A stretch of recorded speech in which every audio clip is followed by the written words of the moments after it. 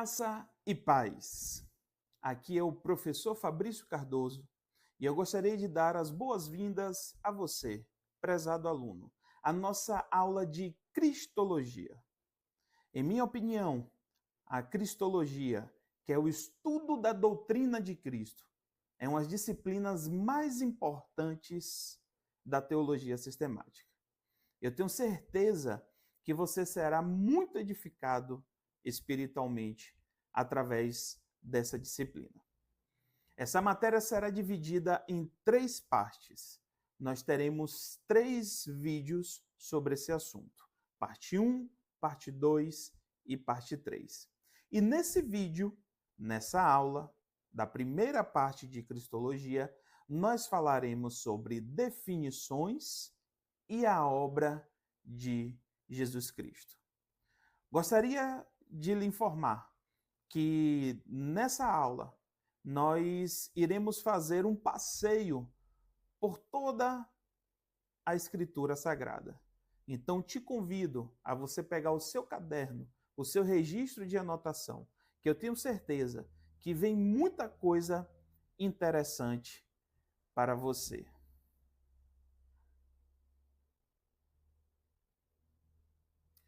Essa é a nossa aula de Cristologia.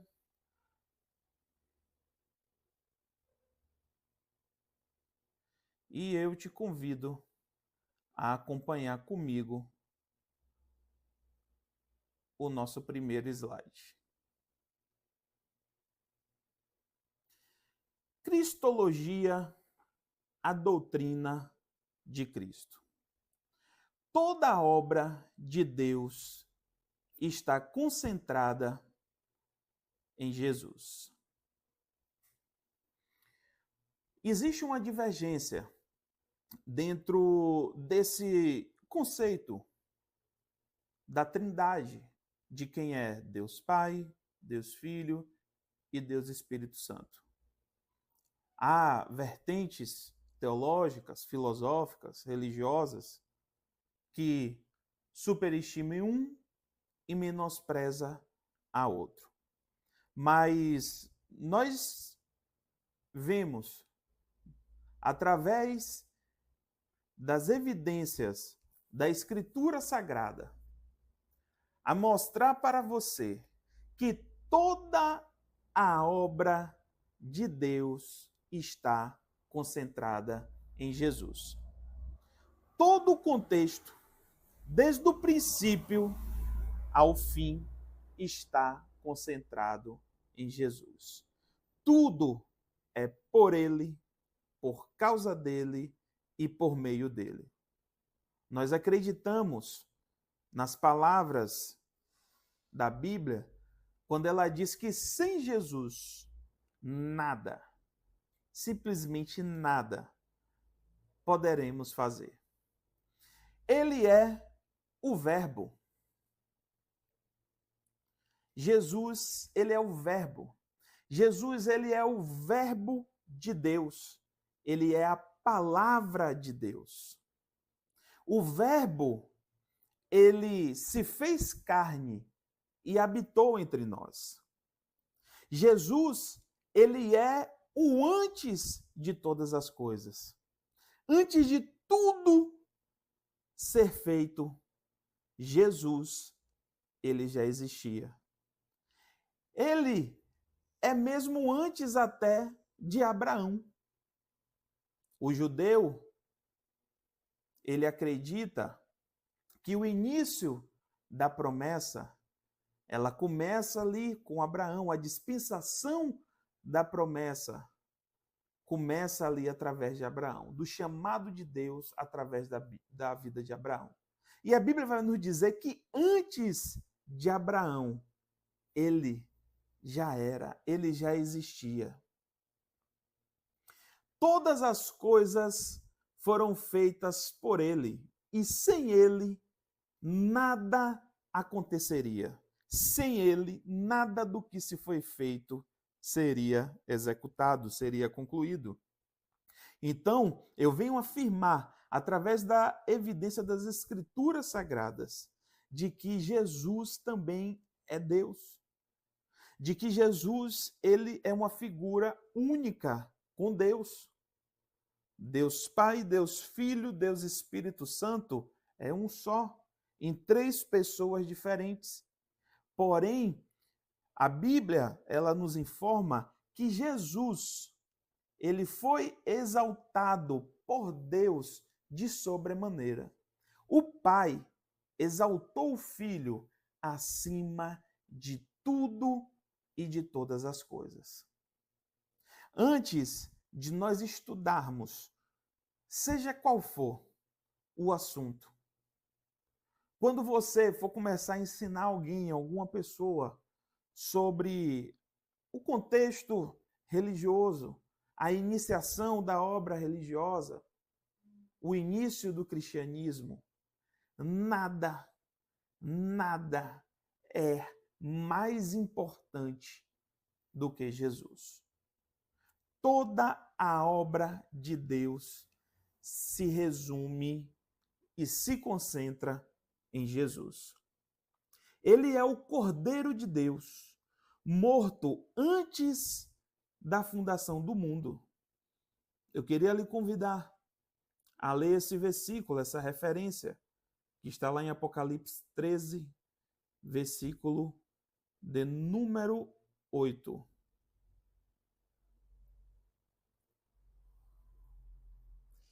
E adorá-lo-ão todos os que habitam sobre a terra, aqueles cujos nomes não foram escritos no livro da vida do Cordeiro, que foi morto desde a fundação do mundo.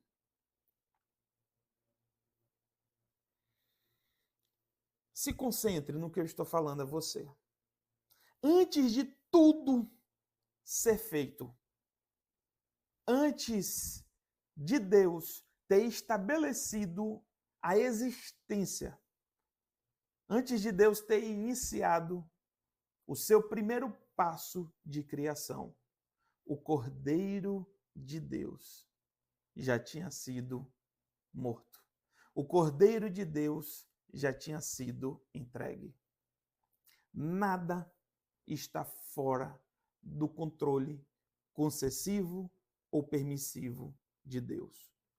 Quando o Senhor iniciou a criação, quando o Senhor iniciou os primeiros aspectos da criação, ele já sabia da existência do Cordeiro. O Cordeiro já tinha sido entregue em sacrifício. O Cordeiro já tinha sido morto. Porque Deus, ele é eterno. Porque Deus é o Alfa e o Ômega. Porque Deus, ele não tem a percepção de tempo humana. E não podemos partir por algumas interpretações como que as ocorrências da história, elas são uma espécie de contornos e de manobras de Deus por aquilo que deu errado.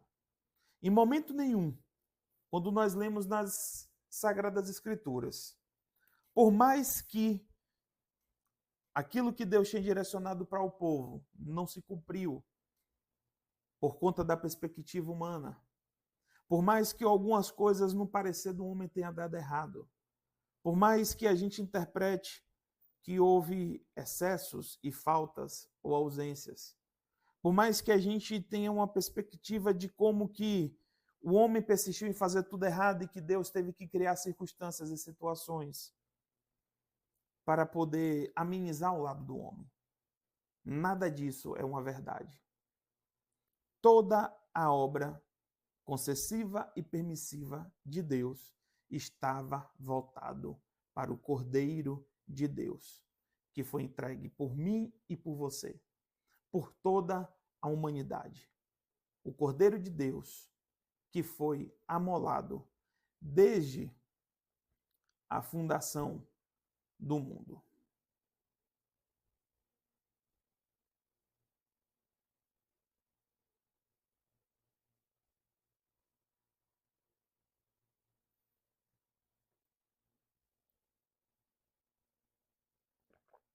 Agora vamos falar um pouco sobre a encarnação de Jesus. Por que Jesus teve que se fazer carne e habitar entre nós? Por que foi necessário a vinda de Jesus sobre esse plano para cumprir o propósito e o projeto de Deus? O Senhor, ele estabelece um formato de ofertas e sacrifícios exigido pelo seu povo. Deus estabeleceu, através da sua lei, da sua aliança para com o povo, que para todo tipo de transgressão era necessário haver algum tipo de compensação. O homem, ele não estaria isento das consequências de seu pecado. E eu te convido a observar com bastante atenção aqui na tela esse quadro que vai te ajudar a entender qual foi a orientação do Senhor sobre o processo de holocausto. Ou seja, para toda transgressão, para cada tipo de pecado cometido pelo seu povo, era necessário se fazer um ritual, um holocausto, alguns voluntários e outros obrigatórios, como forma de compensação do pecado. Porque a consequência do pecado, das transgressões da lei, designa a morte ou as punições da lei sobre aquela vida. Então, o Senhor, através de Moisés, entregou para o povo o seu método de compensação pelos erros e pecados do povo. O Senhor estabeleceu 5 tipos de oferta, conforme você pode acompanhar aí no quadro. Você vai ver aí na parte de cima da esquerda para a direita, onde está lá no cabeçalho, na base da coluna. Oferta, propósito, significado e qual é a relação dessa condição de oferta para com o sacrifício de Jesus Cristo. A primeira dela está lá, orientada no livro de Levítico, no capítulo 1, que é o holocausto voluntário. Qual era o propósito desse holocausto? Era de expiar os pecados em geral. Era de retirar esses pecados, de gerar uma compensação sobre os pecados. O significado, ele mostrava a devoção a Deus. Então, essa oferta do holocausto, ela era uma forma de retirar aquele pecado e uma forma de mostrar que a pessoa que cometeu aquele pecado estava arrependida. E qual é o sinal de correlação disso com o sacrifício de Cristo? Cristo, né, foi morto de maneira, né, o Cristo perfeito, que foi morto em sacrifício por nós, por mim e por você. Segunda oferta está aí logo em seguida, logo abaixo, no lado esquerdo aí do quadro, da tabela. Você pode ver aí que a referência dele é em Levítico 2. Você pode ler todo esse capítulo, que esse capítulo vai estar orientando sobre o que era esse tipo de oferta, qual era o procedimento, como que deveria ser o tratado dele.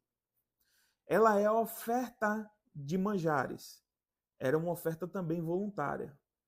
Ela demonstrava honra e respeito a Deus em adoração.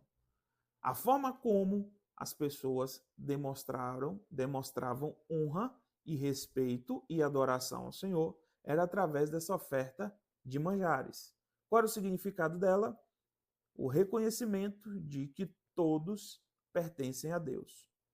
Qual a relação disso com o sacrifício de Cristo? Cristo foi um homem perfeito que deu-se a si mesmo, a Deus e aos outros. Jesus, ele não foi morto, ele não foi aniquilado pelo diabo. Cristo, ele se doou, ele se entregou. Terceiro sacrifício, terceiro tipo de oferta, que está lá em Levítico 3 e que também era uma oferta voluntária. Ela faz referência a um sacrifício pacífico. O propósito dessa oferta era expressar a gratidão a Deus.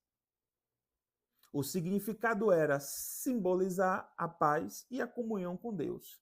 E a correlação com isso era que Cristo é o único caminho para ter comunhão com Deus. A quarta oferta que está lá em Levítico capítulo 4 é uma oferta obrigatória. Repare que todas as três primeiras ofertas eram ofertas voluntárias. Porém, a quarta e a quinta era obrigatória. Era a oferta pelo pecado. Qual era o propósito dessa oferta? Era pagar pelo pecado cometido por ignorância, negligência ou imprudência. Qual o significado dela? Ela restabelecia a comunhão do pecador com Deus e mostrava a gravidade do pecado. E qual a relação dessa oferta com a morte de Cristo? A morte de Cristo restaura o nosso relacionamento com Deus. Quinta e última oferta, que é a oferta pela culpa. Está lá com a referência em Levítico capítulo 5 e era uma oferta obrigatória. O propósito dela era pagar pelos pecados cometidos contra Deus e as pessoas. Um sacrifício era feito para Deus e a pessoa prejudicada era restituída. Então era uma forma de compensação com Deus e com o seu próximo. E qual o significado disso? Era a provisão das compensações para ou pelas partes lesadas. E qual é a relação disso, dessa oferta, para com o sacrifício de Cristo? É a morte de Cristo que anula as consequências mortais do pecado.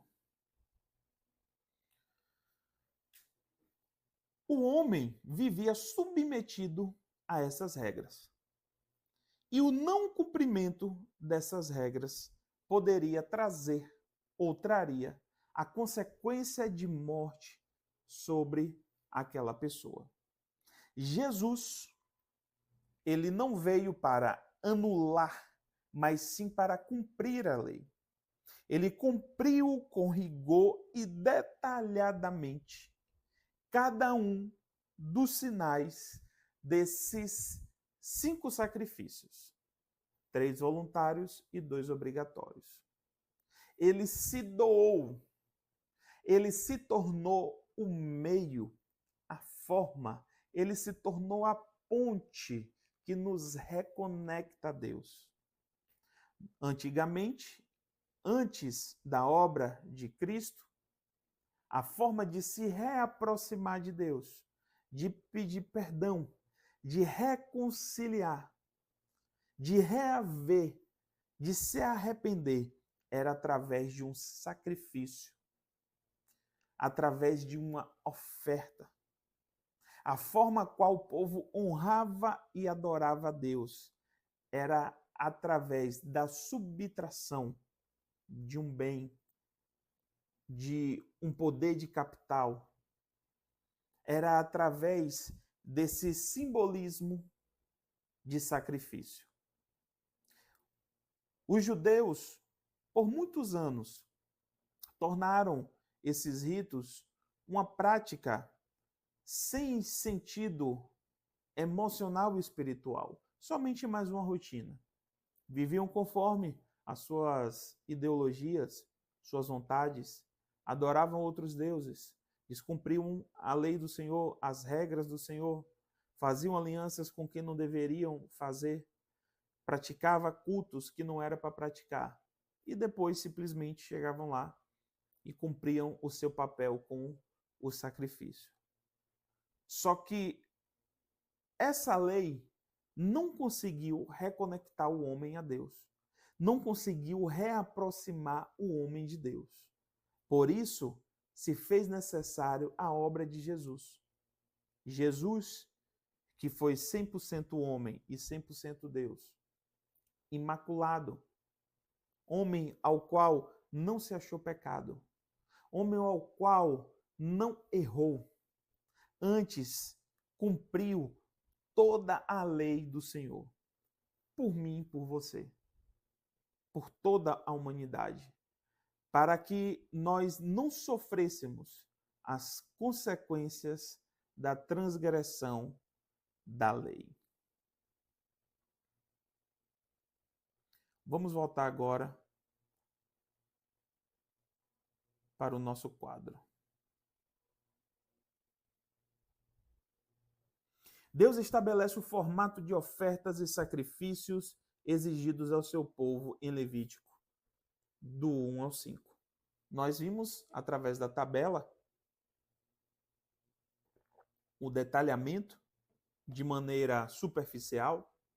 Nós não falamos sobre metodologia, não falamos sobre periodicidade, falamos simplesmente da existência, de qual era o propósito, o significado e a correlação com o sacrifício de Cristo. Porém, eu espero que tenha ficado muito claro para você isso, de que todo erro, todo pecado tinha que haver uma compensação.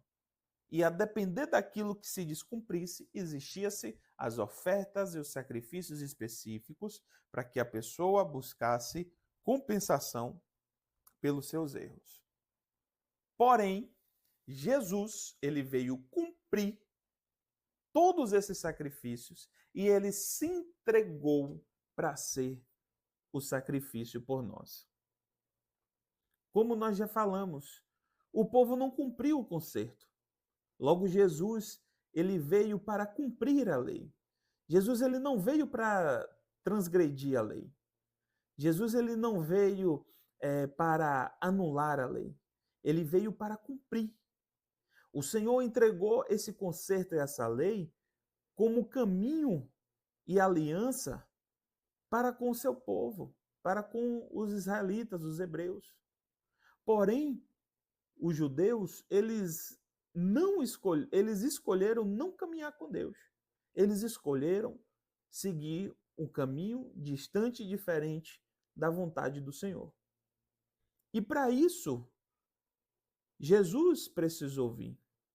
Jesus precisou para garantir a continuidade da humanidade. Jesus precisou vir para anular a consequência do pecado, que é a morte, que imperava sobre os homens. E esse poder estava sob domínio do inimigo. E Jesus, através do seu sacrifício, ele retirou esse poder da consequência da morte mediante a transgressão da lei sobre o homem. E ele conquistou isso através do cumprimento da lei. Jesus, ele não veio para anular o concerto de Deus. Ele veio para cumprir o concerto de Deus. Vamos acompanhar a leitura desse versículo para que você entenda isso no detalhe. Mateus 5, 17 e 18 diz assim: Não penseis que vim revogar a lei ou os profetas. Não vim para revogar, vim para cumprir. Esse aqui é um dos grandes pontos de rompimento da visão da diferença da dispensação da lei e da graça. Muitas pessoas têm muita dificuldade de entender esse conceito, de conseguir entender que Jesus, ele não veio para retirar a lei. Existem pessoas que dizem assim, mas o Antigo Testamento não vale mais, só vale o Novo Testamento. Então, isso daí só pode ser uma perspectiva a partir de 1227, porque foi o ano no qual a Bíblia foi dividida entre Antigo e Novo Testamento. A visão de Deus é sobre sua palavra. Porém, nós precisamos entender a estrutura da palavra de Deus.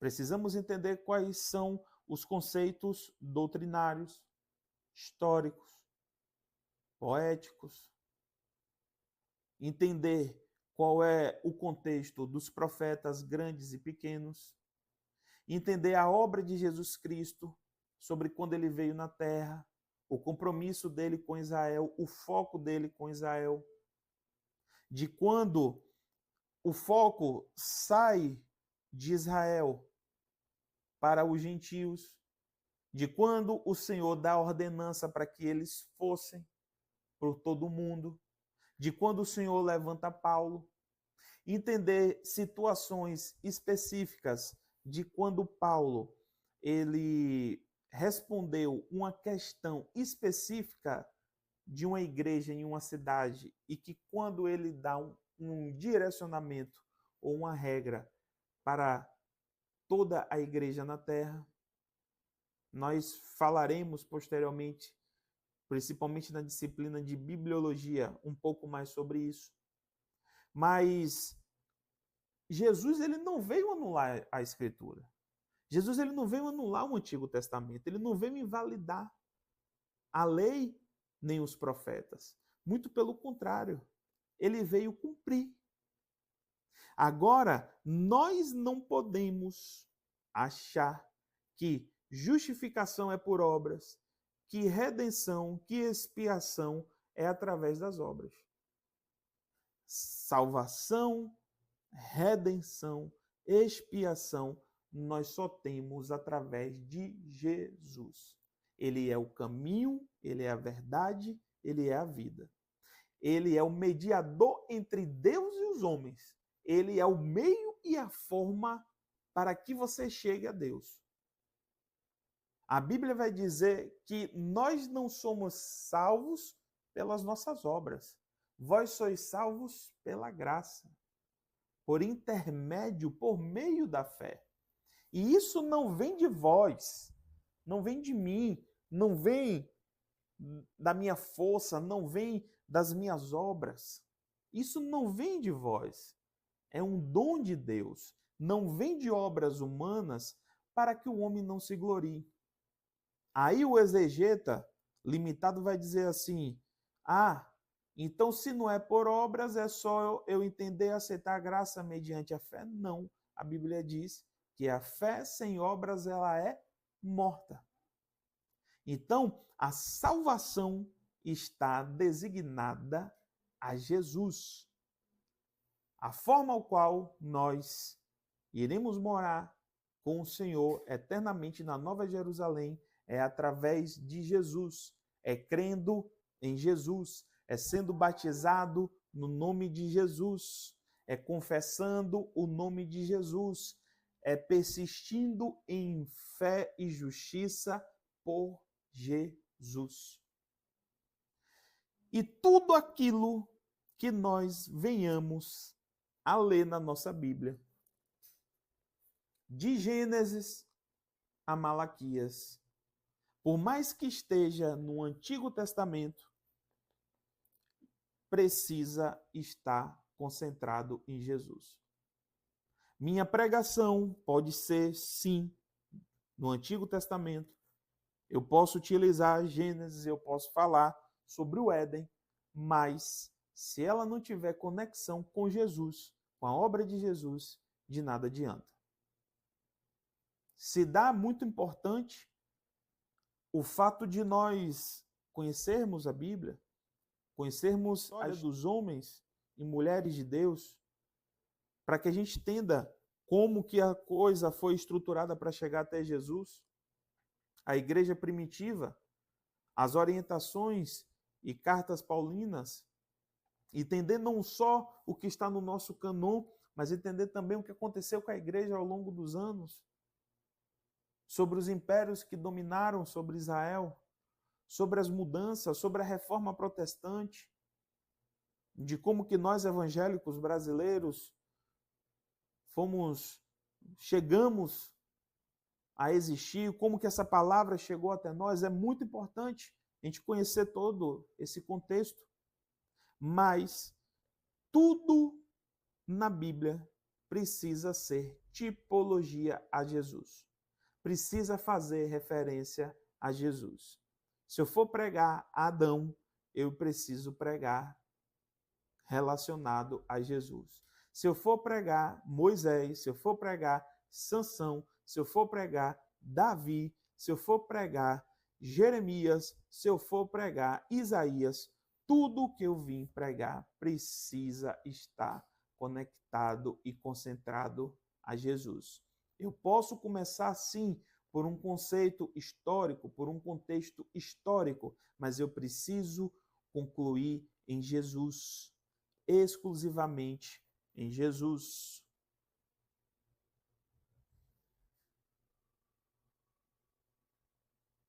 Vamos retornar para o texto. Porque em verdade vos digo, até que o céu e a terra passem, nenhum i ou um tio jamais passará da lei, até que tudo se cumpra. Jesus se torna o fim da lei, tornando sacrifício e retirando os efeitos da lei. Eu já falei um pouco sobre isso. E nós vamos ler o texto. Romanos 10:4 diz assim: porque o fim da lei é Cristo, para a justiça de todo aquele que crê. Fabrício, e agora, como é que eu faço? Se Jesus é o fim da lei, isso quer dizer o quê? Isso quer dizer que a lei acabou? Não. Isso quer dizer o quê? Que Jesus, ele anulou os efeitos da lei. A lei se resume em Jesus. Tudo aquilo que foi determinado para se dar continuidade, importante para continuar a obra de salvação para o homem, ela foi dita por Jesus. Tudo aquilo que era importante da lei, tudo aquilo que de fato irá aproximar o homem de Deus, foi revalidado por Jesus. E eu vou deixar de observar a lei? De maneira nenhuma. A gente precisa entender que o processo de efeito, de consequências do pecado que antes era necessário eu cumprir algum rito para alcançar perdão, hoje esse perdão eu alcanço através de Jesus. Porém, a lei, ela não é mais uma perspectiva para eu obter salvação, redenção, libertação, cura ou as consequências das ações de Deus, mas sim através de Jesus. E o que é que sobra para o contexto da lei, dos mandamentos, dos ensinamentos? É uma condução para um conceito ético e moral, para a implantação da nossa cultura como cristão. A lei, ela precisa servir como uma espécie de espelho. A lei, ela vai servir de uma forma onde eu estarei observando, analisando ela, vendo as histórias de homens que erraram e que acertaram e refletindo sobre isso. analisando o que essa maior profecia, essa palavra, ela tem para mim. Então, as escrituras não estão anuladas por Jesus, elas são cumpridas por Jesus. E Jesus nos orienta a guardar os mandamentos do Senhor. Jesus não desfez a obra de Deus. Jesus, ele cumpriu as ordenanças do Senhor. Acompanhe comigo no quadro.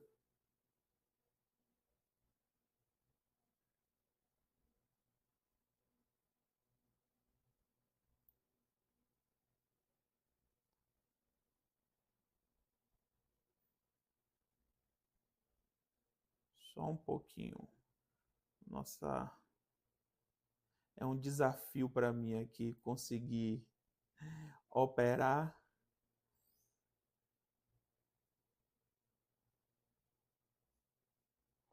aqui o modo estúdio e conseguir conversar com vocês. Vamos nessa. O Cordeiro de Deus. Tudo está relacionado a Jesus. Desde o Éden, o Cordeiro era anunciado. Nós lemos lá em Apocalipse que antes da fundação do mundo, o Cordeiro já tinha sido amolado, já tinha sido morto, já tinha sido entregue. Nós lemos isso em Apocalipse 13:8. E nós temos uma referência também, lá em Gênesis 3:21. Vamos ler esse versículo? Em Gênesis 3:21. Gênesis 3:21.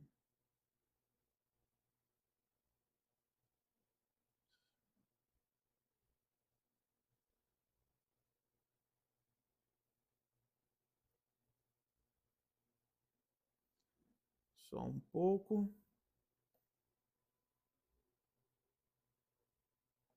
Gênesis 3:21. Fez o Senhor Deus vestimenta de peles para Adão e a sua mulher e os vestiu. Nesse momento, nós temos o relato de quando o Senhor flagra a condição de Adão e Eva que tinha descumprido a sua ordenança. E eles descobriram que eles estavam nus. E aí, para cobrir a nudez do homem e da mulher, o Senhor, ele sacrificou algum animal. Especificamente, a Bíblia não dá detalhes se de fato foi um cordeiro, mas um animal foi sacrificado. E das suas peles, o Senhor confeccionou o primeiro conjunto de roupas para cobrir a nudez de Adão e Eva. Tipologicamente, simbolicamente, esse animal que foi sacrificado para que cobrisse a nudez do homem, ele já linkava com Jesus, ele já conversava com Jesus, ele já dava a entender ao sacrifício de Jesus.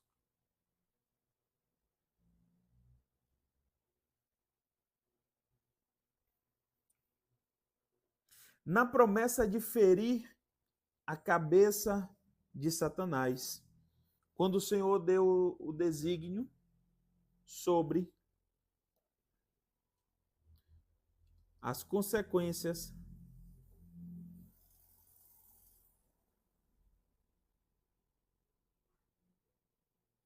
sobre a serpente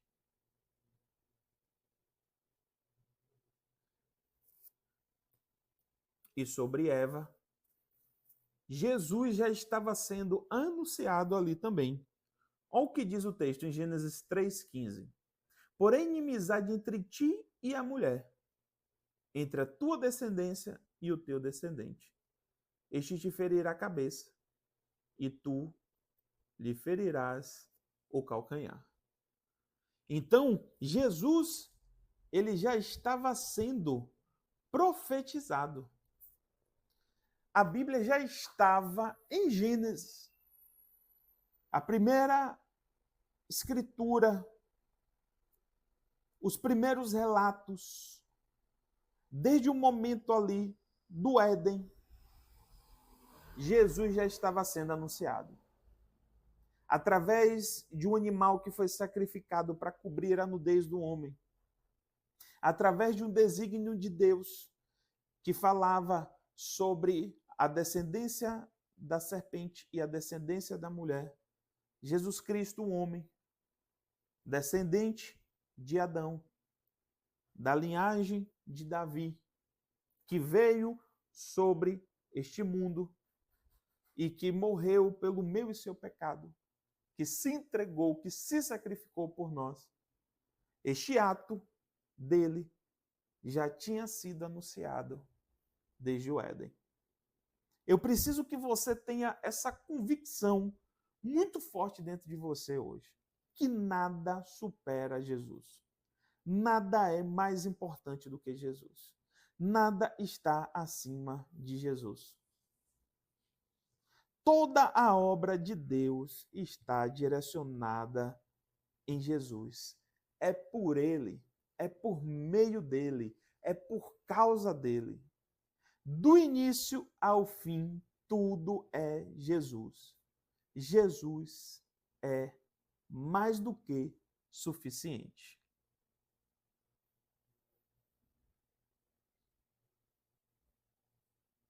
E agora nós vamos falar um pouquinho sobre a concepção sobrenatural de Maria. A partir de agora, nós vamos passear pela Bíblia. E nesse passeio que nós daremos na Bíblia, nós vamos ver que toda a Escritura, ela conversa, ela está focada e direcionada para Jesus. Você vai ler Gênesis e você vai ver que Gênesis vai falar de Jesus. Você vai ver os aspectos e sinais no deserto, você vai ver Jesus. Você vai olhar a obra de José e você vai ver tipologia Jesus. Você vai ver a obra dos juízes e você vai ver relação com Jesus. Você vai olhar Davi e você vai ver figuras alegóricas, você vai ver situações tipológicas a Jesus. Você vai ler Isaías, você vai ler o contexto do cativeiro babilônico, de quando Deus levanta Daniel. Todo o contexto da Bíblia conversa e direciona para Jesus.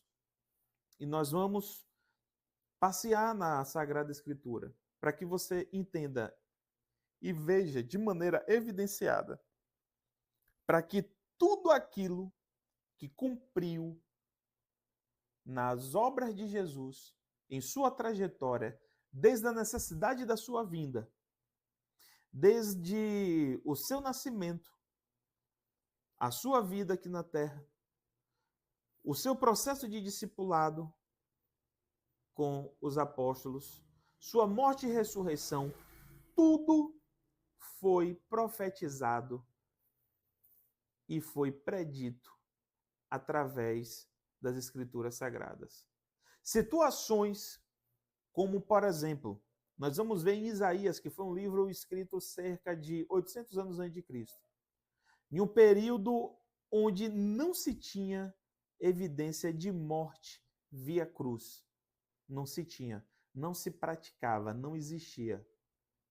Mas Deus já tinha entregue ao profeta que haveria a morte do seu cordeiro via cruz. Eu imagino que o profeta, quando recebeu essa mensagem, nem sabia diretamente, de maneira específica ou total, o que aquelas palavras queriam dizer. Isso serve como evidência para aqueles que discordam da Bíblia, que desacreditam da Bíblia, que acham que a Bíblia é um livro editado, que acha que foi uma pessoa esperta, um velhinho de barba branca que chegou lá e redigiu isso aqui tudo, que pegou e alterou, mas foi a Igreja Católica que teve o concílio e tal. Eu acredito, independente de o que ou quem passou, que se isso aqui chegou até mim e até você, foi por permissão do Senhor. Foi por vontade do Senhor. Nada, ninguém, nenhum império, nenhuma religião é capaz de ser mais do que o Senhor. Às vezes, algumas pessoas acham que tudo é lógico, que tudo é racional, que tudo é somente um processo cognitivo de poder do homem. Mas se aconteceu, foi porque o Senhor permitiu. E se ele quisesse que fosse diferente, ele teria direcionado de forma diferente. Então, essa disciplina ela vai te ajudar você a ser mais apaixonado ainda pela palavra de Deus. Você vai ter evidência para você mesmo que nada disso aqui é uma mentira, que nada disso aqui foi editado. Lógico, foi traduzido. Algumas coisas no aramaico, outras no hebraico, outras no grego. Foram traduzido tudo para o idioma grego, para depois começar para vir para os nossos idiomas. Outra versão que saiu de tudo para o latim, para depois vir para nós. Lógico que tem erros de concordância, de tradução, termos, né, letras que existiam em um idioma, não existia na outra, termos que não se existiam ainda na nossa linguagem, por exemplo, e que as pessoas que escreveram foram homens inspirados por Deus, e aqueles também que traduziram para que chegasse até nós eram homens inspirados por Deus, motivados por Deus, que tiveram sabedoria e inteligência do Senhor para fazer, mas que eram homens. Então, lógico que tem evidências de coisas que precisam ser alinhadas, ajustadas a nível de tradução, e nós já avançamos muito acerca disso. Várias traduções, linguagens mais atualizadas, mais fidelizadas, né? Especialistas no idioma nativo, conhecendo os idiomas oficiais e originais das Sagradas Escrituras, que auxiliaram no processo, né, de atualização dos termos. Porém, nada disso aqui é conversa fiada. É impossível uma inteligência humana conseguir editar e direcionar uma concordância tão perfeita entre um conjunto de livros tão diversos, editar tantos contextos de tempos históricos. Até hoje, a arqueologia e a ciência vai descobrindo coisas para confirmar o que está na Bíblia. A Eva mitocondrial, as evidências da passagem de Israel sobre o Mar Vermelho, as evidências de achados arqueológicos em escavações, escritos de outras nacionalidades, de outros idiomas que não tinha interesse nenhum em exaltar o judaísmo ou a história dos judeus e que confirmam as histórias narradas na Bíblia.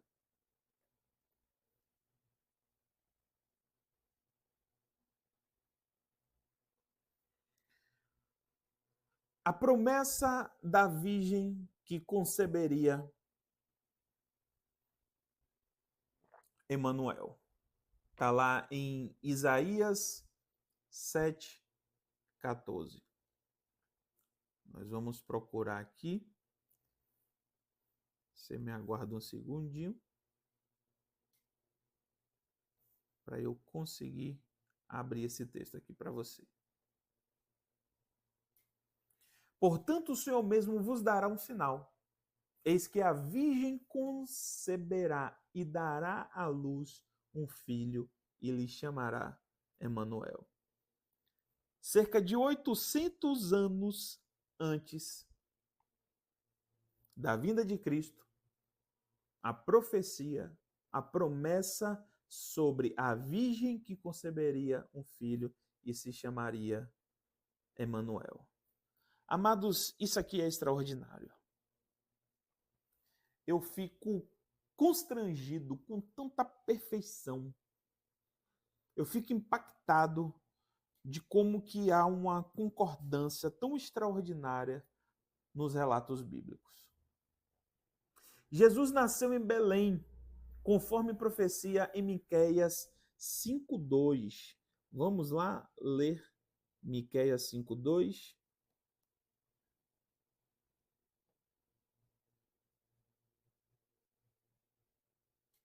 Acompanhe comigo na tela. E tu, Belém, Efrata, pequena demais para figurar como um grupo de milhares de Judá. De ti me sairá o que há de reinar em Israel, e cujas origens são desde os tempos antigos, desde os dias da eternidade. Nós vemos que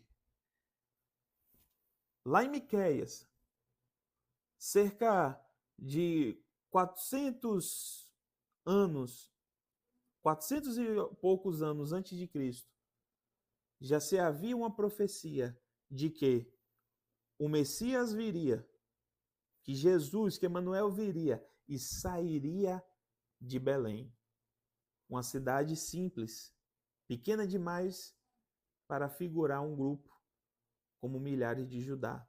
Era uma das menores da província de Judá. Porém, a profecia é de que ele sairia de lá. Jesus, ele participou da carne e do sangue, aniquilou a morte e o diabo. Jesus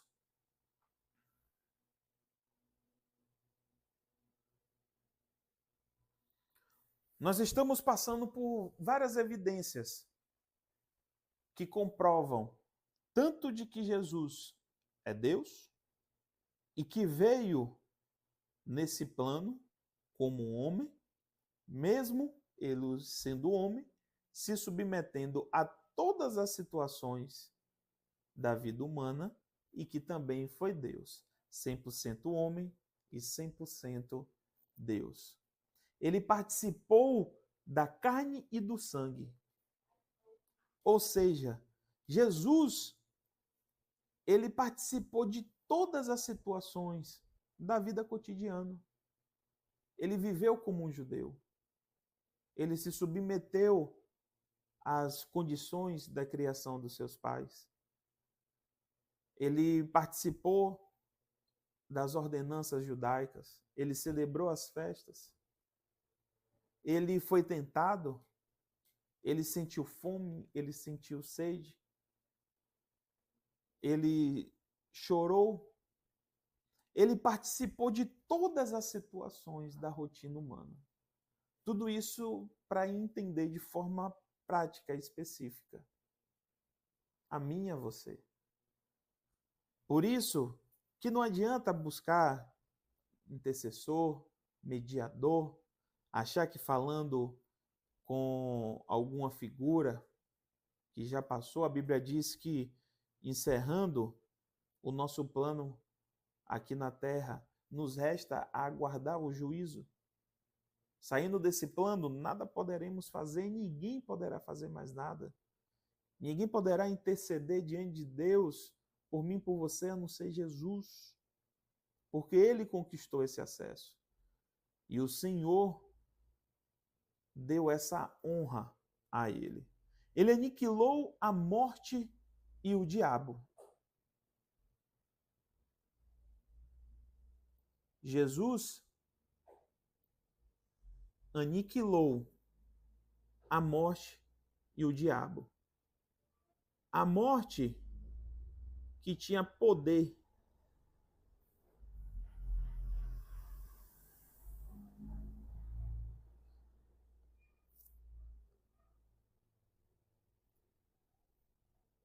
a morte que tinha poder sobre o homem.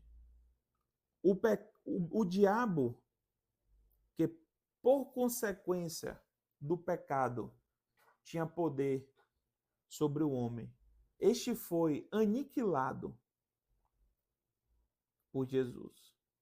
E diz assim em Hebreus 2,14: Visto, pois, que os filhos têm participação comum de carne e sangue, destes também ele igualmente participou, para que por sua morte destruísse aquele que tem o poder da morte, a saber, o diabo.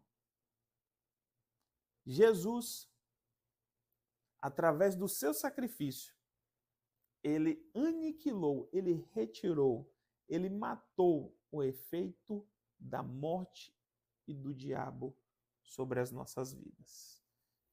Que é algo tremendo, amados. Eu estou aqui ministrando essa aula para vocês e sentindo a presença de Deus aqui. Ele se tornou mediador entre Deus e os homens. Só há somente um mediador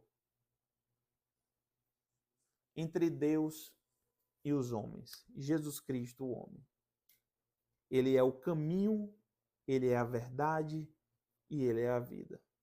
Ninguém chegará a Deus a não ser que seja por intermédio dele. Eu espero que você tenha gostado dessa aula. Essa aqui é simplesmente a primeira parte. É somente a primeira parte da disciplina de Cristologia. Disciplina de Cristologia é grande. São muitos assuntos importantíssimos para que a gente comente. Talvez a gente precise até mais do que 3 aulas do que eu planejei ministrar para vocês. Às vezes a gente segue um planejamento aqui no nosso conteúdo programático, mas o Senhor nos conduz a dar ênfase, a incrementar, acrescentar outras coisas, que eu tenho certeza que vai edificar e acrescentar sobre a sua vida. Então, espero que você tenha gostado. Te agradeço por você ter ficado conosco até aqui. Te peço que você não perca a segunda parte da nossa aula. Não perca de maneira nenhuma. Eu tenho certeza que se você veio comigo até aqui, você vai ficar com sede, com fome de um pouco mais. E a gente tem muita coisa de relevância importante para tratar com você. Deus continue te abençoando. Deus continue lhe conduzindo nesses estudos. Né? Essa disciplina está direcionada para o curso Bacharel em Teologia da EBOC, curso ao qual eu estou como tutor. Então, aos meus alunos, que vocês continuem a cada dia mais aplicados e dedicados, principalmente a essa disciplina que tem uma importância muito grande para a nossa vida espiritual. Deus continue te abençoando, bons estudos e até a próxima aula. Deus abençoe, graça e paz.